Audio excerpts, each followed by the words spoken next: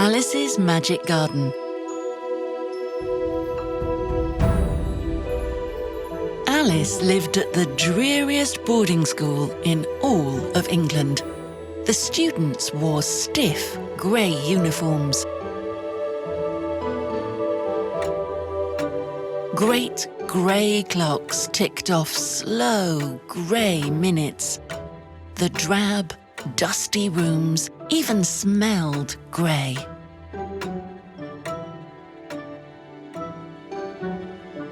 The cook invariably boiled the flavour and colour out of breakfast, lunch and dinner. All the food had the consistency of porridge, except the porridge. Finish all your food or it's off with your head, the headmistress screeched. Submerged in unending grey, Alice swallowed a flavourless spoonful and sighed.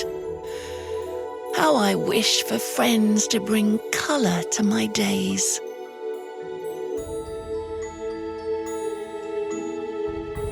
Alice forced down her meal and sought solace with playing cards. She felt alone, though the others never left her alone. looks like you've been dealt a bad hand. Finding no friends inside, Alice fled outside.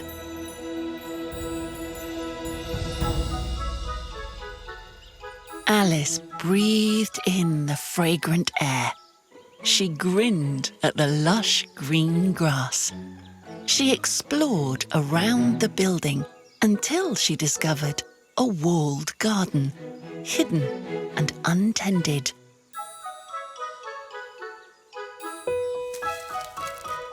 Thereafter, she returned to plant petunias,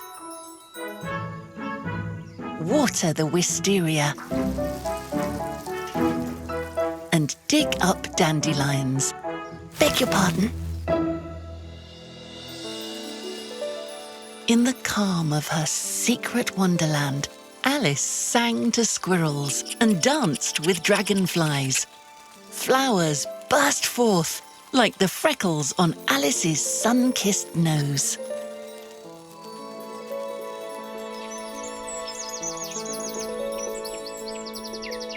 The garden flourished under her care, in more than just the usual way, because kindness is a curious thing.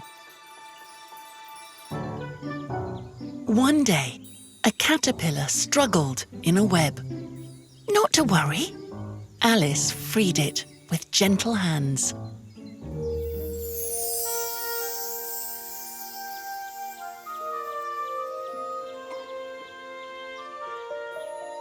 Are you hot, Laurie Bird? Asked Alice. Chap!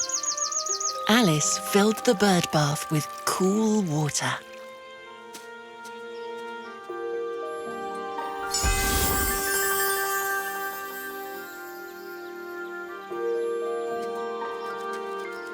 Later, Alice spotted a grinning cat ready to pounce on a rabbit. Shoo! Find your supper elsewhere. The cat scowled, then vanished. You're safe now, rabbit.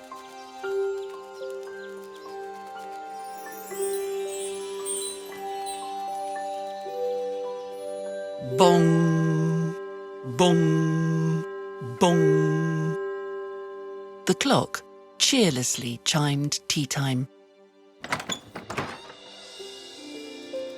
Alice trudged inside.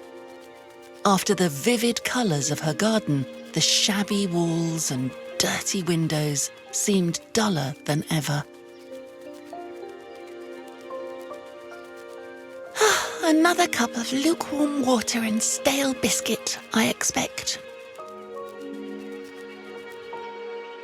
Alice looked down. Bless me! She glanced around for her benefactor. But all she saw were somber faces staring at their meagre snacks. How curious! Alice shared her treats before the headmistress called everyone to afternoon lessons. Class ended when the clock struggled to toll 5 times. Even the clock sounds tired and grey, thought Alice. But when she reached to gather her things, a golden pocket watch lay gleaming on her notebook. Beautiful, but curiouser and curiouser. I should put this somewhere safe. Alice skipped upstairs to her dull, dingy room. Good heavens, what's all this?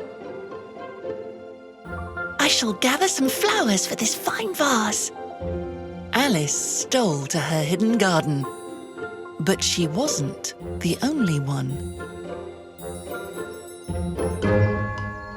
One bully trod on the tulips. Another bumped the bird bath. Got any more tarts? Asked one. Aye, and I fancy that gold pocket watch, said another. I'll have that vase, demanded the biggest of the group. Nonsense, they aren't yours and you shan't have them, replied Alice, perhaps more bravely than she felt. The bullies closed in around Alice. One reached for the vase. Alice stood her ground. But she did not stand alone. An enormous caterpillar reared from a rosebush. A griffin with sharp talons swooped past. The bullies shrieked and stumbled from the garden.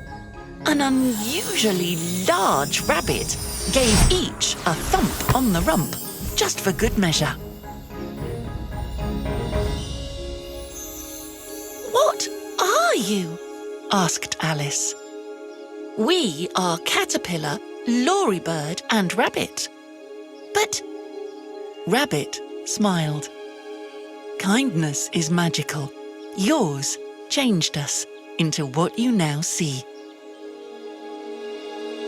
Alice curtsied. Well, many thanks for your kindness. Our pleasure, replied Caterpillar. Caring for each other is what friends do. Friends? Alice's face lit with wonder. So we're friends? Now and forever, they replied.